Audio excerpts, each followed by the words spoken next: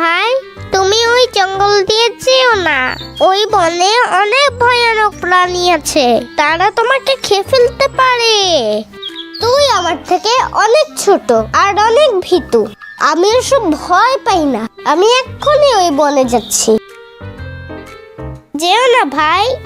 হাঁসের ছানা কথা না শুনেই ওই পুকুরের উদ্দেশ্যে রওনা দিল। কিছু দূর যেতেই তার পথে এক শেয়াল এসে দাঁড়ালো।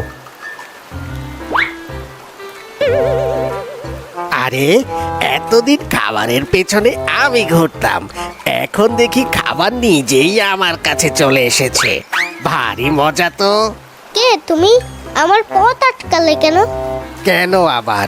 এত নাদুস নুদুস একটা হাঁসের ছানা আমার সামনে এসেছে, আমি কি এমনি এমনি তাকে যেতে দেই?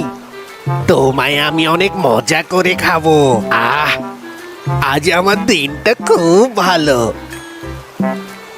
আমার মনে হয় তুমি ভুল করছো শেয়াল মামা। Please subscribe. Please, please, please.